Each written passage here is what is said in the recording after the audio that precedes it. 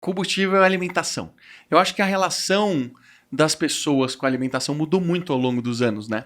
Eu acho que a gente saiu... Eu lembro de ter visto um gráfico que mostrava a relação dos alimentos industrializados versus expectativa de vida das pessoas. Tinha alguma coisa que eu agora não vou me lembrar, mas que era muito chocante, assim. O quanto começou a atrapalhar a saúde das pessoas. Índice de doenças aumentaram, tantas outras coisas. Como é que você enxerga hoje as pessoas e as suas relações com o alimento? Porque eu acho que a gente deposita muitas emoções dentro dessa relação, né? Sim, com certeza. Eu falo que a comida é a nossa primeira prova de amor. Primeira, assim. Então acaba sendo muito associado a um acolhimento. Ah, do familiar, você quer dizer. Do familiar. Então, voltando com assim, a relação de sentimento com a comida. Da comidinha da mamãe, da vovó. Imagina assim, você tá na barriga da mamãe, quentinho, gostoso, nada machuca. Aconteceu um estresse muito grande, você foi expelido, você foi tirado, você não consegue se comunicar com aquelas pessoas, você tá desesperado de fome porque o open bar acabou, cordão umbilical, e você abre um berreiro, vem um ser humano iluminado, dando exatamente o que você precisa para aliviar o seu sofrimento, que é leite, comida.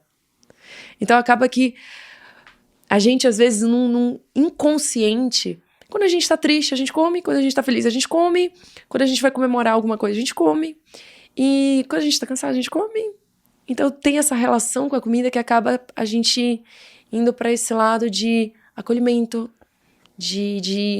é um abraço. Entendi. Algumas coisas da alimentação. E às vezes a gente precisa trazer mais um pouquinho para o racional para ver o que você tá fazendo, o que você sente nesse momento que você toda hora tá querendo comida. E a gente, para completar, a gente tá vindo de uma geração, isso assim eu tô falando, a geração mais nova tá vindo um pouquinho já mais consciente em relação à alimentação. Mas nossos pais, eles vieram no boom da industrialização. Produtos fáceis, ágeis, que eram vendidos como super saudáveis. Então, era bacana comer. É o cereal matinal cheio de açúcar, que é o Exato. alimento incrível pro café da manhã. O achocolatado, nossa! Nossa, que absurdo. Nescau, Todinho. Exato. Então, era super Quem saudável. Nunca, né? Comer um sanduíche de manhã. Eu comia pão de manhã, de tarde e de noite. E achava saudável. E bolacha, muita bolacha. Comi muita bolacha na minha vida. Então, e eles não tinham consciência disso. Isso a gente cresceu achando que era normal. Verdade. E agora, quando a gente tá, assim, um boom de informações, a gente tá vivendo o excesso, né? Porque, ok, ali era só o comecinho. De uma hora pra outra, a nossa vida ficou toda industrializada. Aí a gente comia industrializado de manhã, de tarde, de noite, a vida foi ficando cada vez mais corrida, então a gente precisava de algo cada vez mais fácil. Os industrializados entraram aí com tudo, indo de acordo com a nosso ritmo de vida. Verdade. E ficou difícil, às vezes, a gente entender que, ei, peraí, a gente tem que voltar pro básico. Então veio muito costume associado, por isso que às vezes algumas pessoas também têm tanta dificuldade em alterar esse paladar. Os aditivos químicos, eles vão assim atuando também em vários lugares de papilas gustativas, que fazem com que a gente fique viciado, de fato. Você tá salivando por aquele alimento, por aquele produto. Então isso aí é um hábito que precisa ser ajustado. Com o tratamento a gente tem algumas atitudes que vão ajudando, tanto na questão do mindset, às vezes com fitoterápicos, medicamentos, para auxiliar o paciente. Mas é complexo. É um processo também, né? Eu imagino que uma pessoa que foi condicionada a vida inteira a comer essas porcarias, ou muito açúcar, etc., já entrou como um hábito, né? Sim. E trocar hábito é muito difícil, né? Precisa, primeiro de tudo, precisa querer. Precisa estar aberto. Eu falo para os pacientes, assim, não adianta comparar uma carne com legumes com lasanha. São coisas diferentes. Então, entra pelo menos assim, não fala, ai, é ruim, ai, é gostoso. Entra no ponto neutro. Não julga. Às vezes a gente vai comer um, às vezes a gente vai comer outro. E só coloca no ponto neutro. Pra gente já tirar aquela imagem. Porque se você olha para um negócio e fala, nossa, que horror. A mensagem que você já tá mandando pro seu cérebro tá péssima.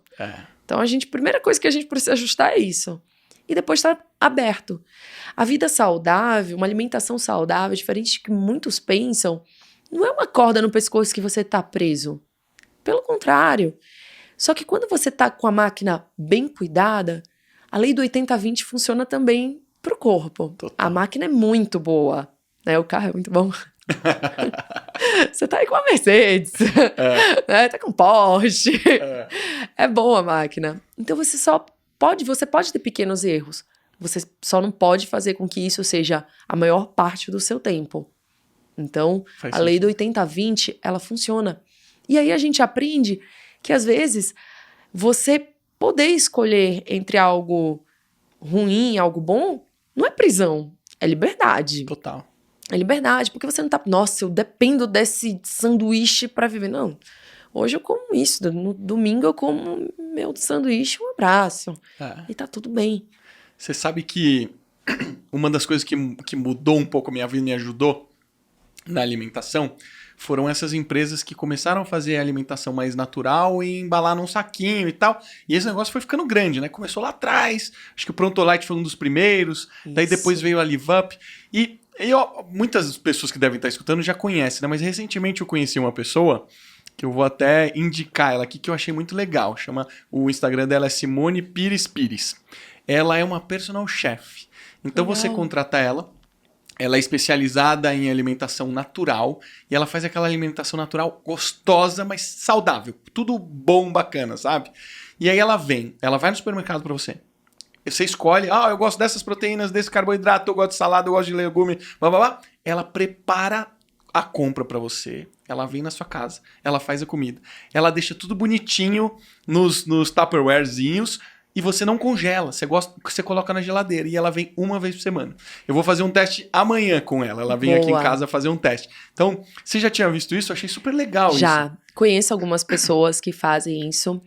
E hoje, é até um ótimo exemplo você falar isso, que as pessoas falam, mas eu não quero ter trabalho.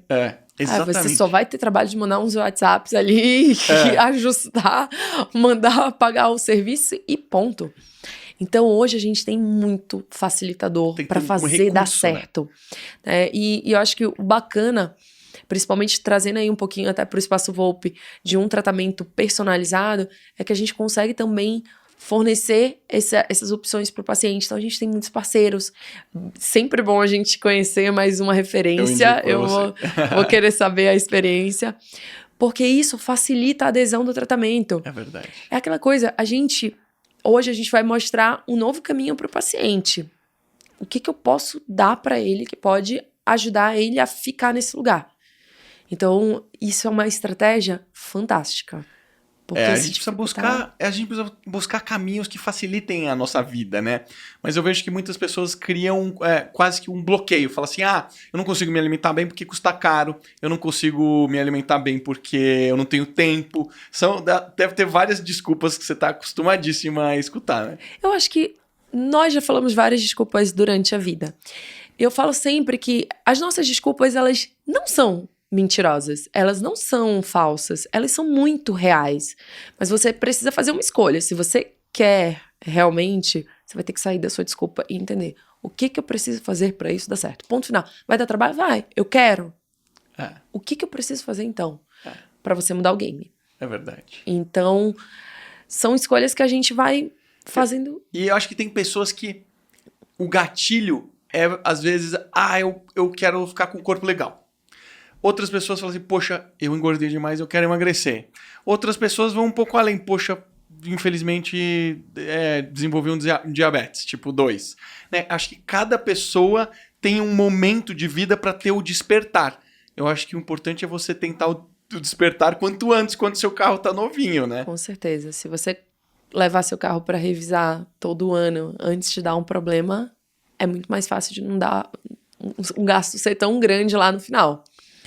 Então, hoje eu acho que as pessoas estão tendo cada vez mais consciência desse processo. E eu vejo até o mercado de trabalho como algo que está estimulando, porque ele está muito competitivo. As pessoas estão querendo performar mais no mercado de trabalho e ser mais feliz, porque eu acho que isso começou a criar um buraco no meio do caminho. E não adianta. Você não vai ficar, eu sou super feliz, mas eu tô morto de cansado aqui na minha cama, não tenho um pique pra nada. O que você vai fazer? Você não tem pique pra ver seus amigos, não tem pique pra curtir sua família, não tem ânimo pra nada. Qual sentido, né? Qual sentido? Perde um pouco o sentido, né? Então, são duas coisas que a máquina precisa estar ajustada pra fazer você viver. É verdade. Então, eu acho que isso está começando a ser modificado na consciência das pessoas. Por isso que eu acho que foi o grande boom da nutrologia nos últimos anos. Então, sem dúvida nenhuma, foi um dos maiores mercados da medicina que cresceu muito. E é encantador. Eu sou apaixonada, então... A gente vai descobrindo, e isso é um negócio que me deixa um pouco frustrado, porque tudo na vida evolui. E a formação de base de ser humano, que é a nossa escola, que é a nossa formação lá desde pequenininho, ela não evolui na mesma velocidade. Então, hoje, eu que trabalho com pacientes crônicos, eu preciso explicar o que é um carboidrato. Eu falo, olha na sua geladeira aí, me aponta os carboidratos, me aponta aí as proteínas. E é porque as pessoas não sabem. Então eu falo assim, gente, se a gente chegou a ponto de passar por um processo de industrialização absurdo e agora a gente precisa cuidar das saúdes da pessoa bem, poxa, vamos pegar esse aprendizado e já vamos colocar na base. Porque a criança, ela precisa saber o que é industrializado. Porque tem criança que acha que o leite nasce no supermercado e não numa vaca. E tipo, gente, não dá, né? É uma loucura isso. Eu acho que, na verdade, a educação infantil, ela precisa ser trabalhada assim, desenvolver outras habilidades, outros conhecimentos gerais, conhecimentos relacionados à parte financeira, um mundo mais real. O que é real pra gente? O que é saudável? O básico. Então, assim, eu vejo algumas escolas que têm hortinha, que ensinam as crianças a como manipular a comida, o alimento, como plantar, como colher. É uma coisa que acho que nem minha mãe fez, acho que minha avó fez. E a gente tá voltando com essas coisas pra dar outro sentido. E valorizar também. Nossa, olha aqui, você tá vendo crescer, você tá vendo como funciona, que demora, o quanto isso é nutritivo, limpinho, sem agrotóxicos. Então, é uma outra história. Você cria um desejo, né? Um desejo natural. Você fala, olha que bacana que é isso, gerando uma vida de uma planta, mas gerando uma vida. E aquilo ali que passou por 1 milhão de processos e açúcar e não sei o que lá, que no fim das contas engana muita gente, né? Até pouco tempo, pessoas esclarecidas falavam assim, não, eu tô comendo aqui um queijo sem lactose, um leite sem lactose. Eu falo, gente, não existe isso. O leite tem lactose. Aí a pessoa, não tem, deixa eu te mostrar. Aí eu falei, deixa eu te mostrar. Como funciona, né? Esse leite aqui, ele tem lactose, mas ele tem lactase, que é a enzima que processa o...